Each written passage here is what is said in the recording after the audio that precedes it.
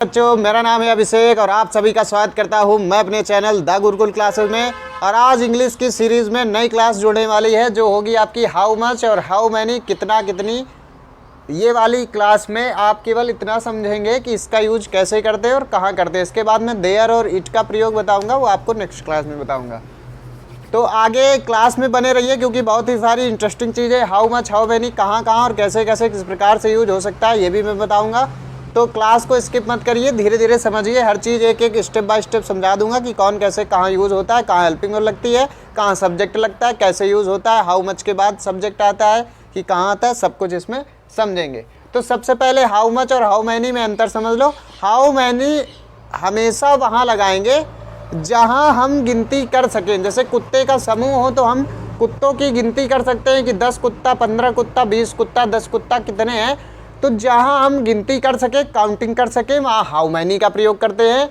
और जहाँ और कितना कितनी के लिए, कितने कक्षा में कितने पंखे हैं, पंखों को तुम गिन सकते हो, हाउ मैनी लगाएंगे। तारे को हम गिन सकते हैं, भले वो हमारे गिनने की औकात के बाहर ना हो, लेकिन तारों को हम दूर दूर होते हैं गिन सकते हैं। तारों को वजन में तौलते हो क्या? तारे जब भी पूछे जाएंगे, तारे करोड़ होते, तारे 1 लाख होते, तो उनको काउंटिंग में ही डिनोट किया जाता है। इसलिए तारों के लिए बहुत ज़्यादा संशय रहता है कि तारों को तो हम गिन नहीं सकते। लेकिन हाउ मच स्टार्स नहीं होते, हाउ मैनी स्टार्स इसलिए होते हैं क्योंकि तारों को हम अलग अलग एक एक करके गिन सकते हैं। जितने हमारी नज़र में उतनों को हम गिन सकते हैं। तो जितनों को हम गिन सकते हैं 1 2 3 4 5 6 7 काउंटिंग के तौर पे, उसमें हाउ मैनी का प्रयोग होता है। How many boys, how many girls, how many dogs, how many watches, है ना, ऐसे करके। अब हाउ मच का यूज़ देखो, जब जिसका वजन तौला जाए, नापा जाए, लीटर में, मीटर में, चाहे जाए में, उसमें लगाते हैं हाउ मच। तुम्हारा घर कितना दूर है, तुम कितने किलोमीटर, कितना कितनी कितने, है ना। लेकिन जब वजन की बात हो, झोले में कितनी शक्कर है, राम के पास कितना धन है, राम के पास कितना पानी है, तो पानी, धन, दूध, जो लीटर मीटर और इनमें नापा जाता है, इनको मच लगाते हैं जब कितना कितनी कितने आ जाए। अब देखो इसको बनाते कैसे हैं। तो इसका नियम सिंपल सा होता है कि लगाओ पहले हाउ मैनी,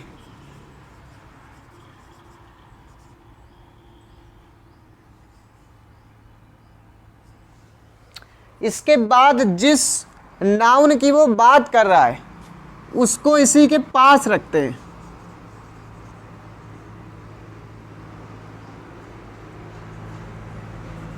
प्लस इसका नाउन,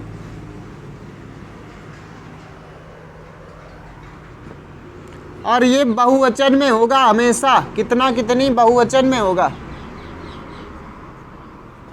इसके बाद हेल्पिंग वर्ब बहुवचन की ही लगेगी, how many noun plus helping verb plus.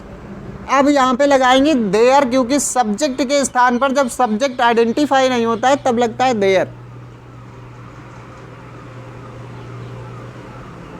There का यूज अभी हम बताएंगे जब देयर और इट का, तो ये बात आपको और अच्छे से समझिए। How many nouns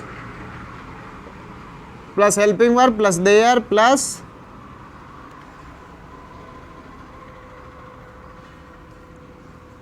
other word. अब इसी प्रकार से अब हम इसको बनाने की कोशिश करेंगे। तो देखिए हाउ मैनी, क्योंकि घर को हम गांव में जो घर होते हैं उनकी गणना होती है, उनको हम गिन सकते हैं। How many houses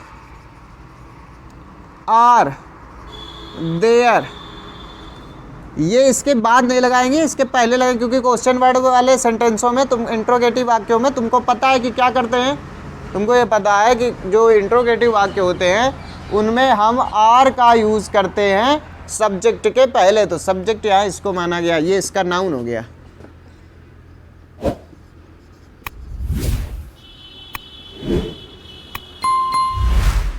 question mark, ऐसे सेंटेंस बनेगा। हाउ मैनी इसका नाउन उठा के इसके साथ रख दिया, हेल्पिंग में लगा दिया, देयर लगा दिया, हो गया।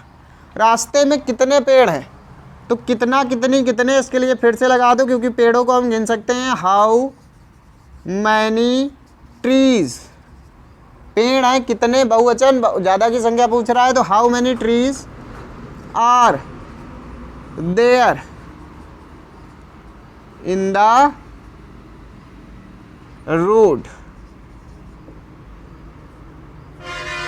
बात समझ में आ गई? कुछ नहीं है, जैसा बता दिया ऐसे ही बनते हैं। अब हाउ मच में आ जाओ। हाउ मच का नियम भी सेम होता है, उसमें नाउन तुम्हारा सिंगुलर आएगा, सिंगुलर के साथ हेल्पिंग वर्ब भी सिंगुलर आएगी, नाउन सिंगुलर। और ये मैं जो एक लाइन में चीज़ें बता देता हूँ ना, अदर चैनलों में जाओगे, अदर जगह जाओगे तो इसी बात को 10 घंटा तक रेड़ देंगे, तब तुम्हारी जाके क्लास खत्म होगी। हमको 5 से 10 मिनट में तुम्हारा एक टॉपिक कंप्लीट करना है, बोरिंग सब्जेक्ट को बनाना नहीं है। और खुश रहने की हमेशा कोशिश किया करो कि हम यहाँ से आज कुछ सीख के जाएंगे, और प्रसन्न चित्त मन से हर काम किया जाता है। तो नाउन सिंगुलर होगा और हेल्पिंग वर्ब भी तुम्हारी सिंगुलर होगी, दोनों होंगे सिंगुलर। झोले में कितनी शक्कर है?